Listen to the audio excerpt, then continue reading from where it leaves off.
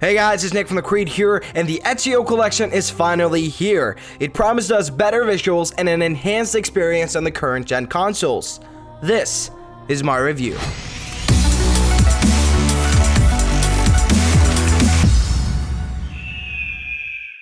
This review is of course a little different, as these games are not new, only remasters of older releases, but nonetheless, I'm going to tell you if it's worth picking up. The collection contains Assassin's Creed 2, Assassin's Creed Brotherhood, Assassin's Creed Revelations, and the two short movies Lineage and Embers. With this collection, you're able to experience the life of the legend assassin Ezio Auditore from his birth in 1459 to his death in 1524. It's a wild ride, and the storytelling and character progression is one of the best you'll see in video games. Ezio is a well-written character with relatable motivations and a sense of style and charm that will pique the interest of most people. These three games together are the best of the franchise. The story goes way deeper, and you're experiencing the Brotherhood in a way that has never been repeated since the original Assassin's Creed. If you're interested in the story and lore of video games, this collection is highly recommended.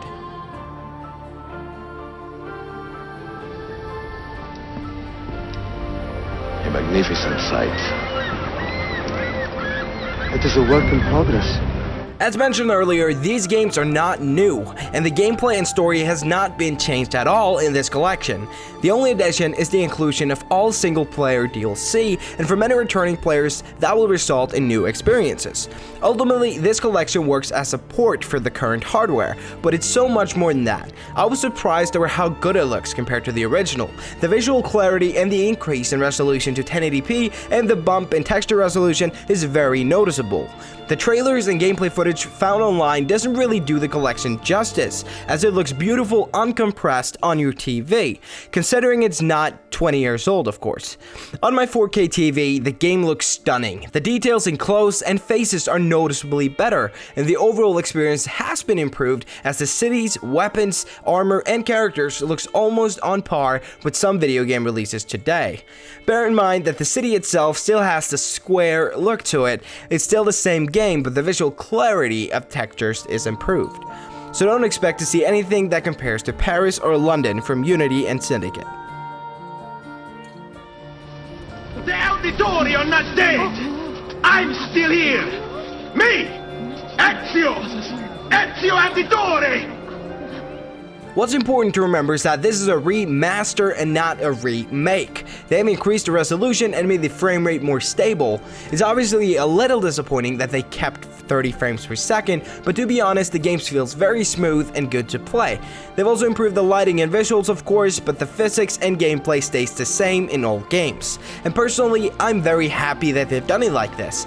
Playing the games again feels familiar, is recognizable, it's easy to pick up and play, but the experience is better. Seeing all my favorite characters brought back to life with its remaster makes me very happy, and the old feelings I had when playing these games so many years ago returns.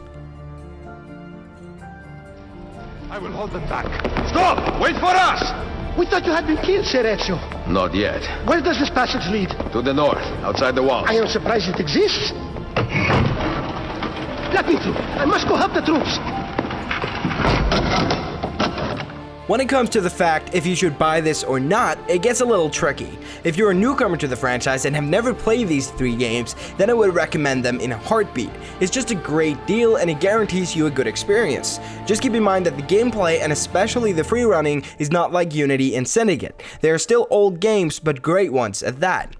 If you're an old fan like me though, and have played these games countless times, I would say it depends. If you're dedicated to the games and love the franchise, I guess you'd buy it either way, but there might also be some DLC you missed out on, so that can be what draws you back in. In the end, it comes down to the simple fact, do you want to replay these games or not? If the answer is no, then I wouldn't recommend you buying it. Mentor, say hello to your extended family. Salute a voi, assassini. It is an honor to find such fast friends so far from home. For the first time since the initial release of Assassin's Creed 2, Ubisoft are not releasing a brand new Assassin's Creed game this year. Fortunately, they have decided to fill the gap with this collection, and personally, it fits really well. This is definitely not the remaster of the decade, but it's not a bad one either. The upgraded visuals and a 1080p resolution will motivate a lot of people to play through the old games either for the first time or once again. This collection delivers on the enhanced experience, and leaving the gameplay and story unchanged was a very wise decision.